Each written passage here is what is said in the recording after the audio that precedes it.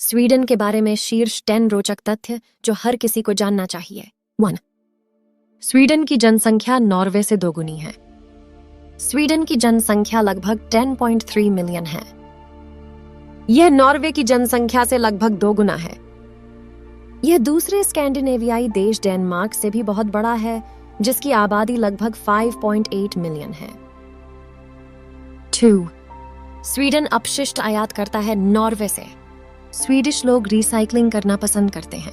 केवल 1% कचरा लैंडफिल में जाता है, 50% का पुनर्चक्रण या खाद बनाया जाता है और 49% ऊर्जा के लिए जला दिया जाता है।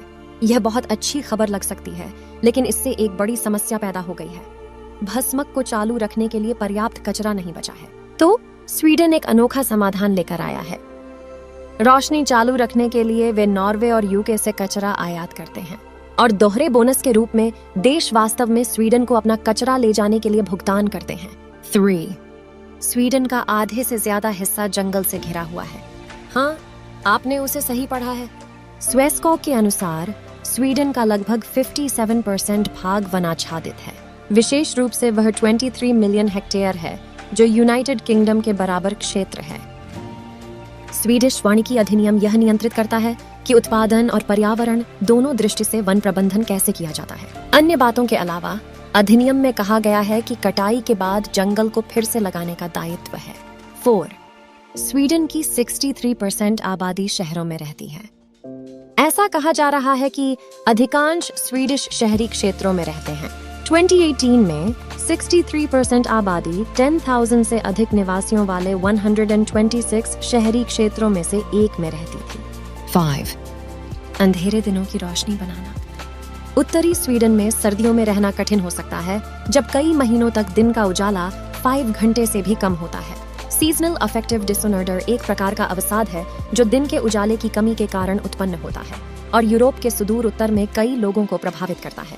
इससे निपटने में मदद करने के लिए स्वीडन के एक शहर ने बस स्टॉप पर लाइट बॉक्स लगाए ताकि सर्दियों के अंधेरे दिनों में अपने परिवहन की प्रतीक्षा कर रहे लोगों को थोड़ी अतिरिक्त दिन की रोशनी का अनुभव मिल सके। 6. स्वीडन ने निकोटीन रिप्लेसमेंट गम का आविष्कार किया। यदि आपने या आपके किसी जानने वाले ने कभी निकोटीन गम के साथ धूम्रपान छोड़ा है, तो आप स्वीडन को धन्यवाद दे सकते हैं। पहला उत्पाद निकोरेटे हेल्सिंगबर्ग में लियो एबी द्वारा विकसित किया गया था।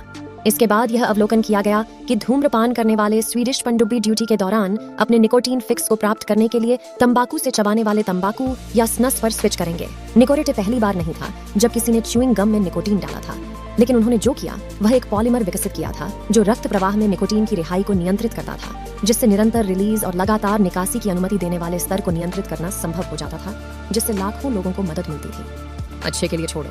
7. स्टॉकहोम की मेट्रो एक आर्ट गैलरी के रूप में भी काम करती है। स्वीडन की राजधानी स्टॉकहोम प्रभावशाली वास्तुकला से भरपूर है, लेकिन सबसे प्रभावशाली दृश्यों में से एक भूमिगत है।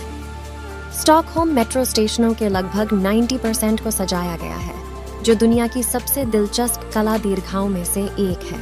150 से अधिक कलाकारों ने इस परियोजना में भाग लिया, जिसमें मोज़ाइक, पेंटिंग, भित्तिचित्र, स्थापनाएं, मूर्तियां और बहुत कुछ शामिल है। 8. उत्तर कोरिया पर 45 साल पुराना वोल्वो का कर्ज बकाया है। कोरियाई युद्ध के बाद उत्तर कोरिया ने खुद को स्वर्ग के रूप में पुनः स्थापित करने का प्रयास किया और पश्चिम से खरीदी गई मशीनरी का उपयोग करके कुछ भव्य इंजीनियरिंग परियोजनाएं शुरू की। स्वीडन प्रचार ट्रेन पर सवार होने और वित्तीय संबंधों को खोलने वाले पहले देशों में से एक था। स्वर्ग के लोगों को घूमने के लिए भव्य वाहनों की आवश्यकता थी और इसलिए 1970 के दशक में स्वीडन से 1000 वोल्वो 144 GL लग्जरी कारों का ऑर्डर दिया गया। इनमें से पहली डिलीवरी 1974 में की गई थी। कुछ ही समय बाद यह स्पष्ट हो गया कि उत्तर कोरिया न तो इन वाहनों के लिए भुगतान कर सकता है और न ही करना चाहता है। इसके बजाय यह बस बिलों को ढेर होने दे रहा था और आज तक कर्ज बना हुआ है। विशिष्ट स्वीडिश शैली में यह महसूस करते हुए कि वे वास्तव में बहुत कम कर सकते हैं, वे बस चालान भेजते रहे और इसलिए हर साल स्वीडिश सरकार कर्ज की पुनर्गणना करती है और एक नया चालान भेजती है।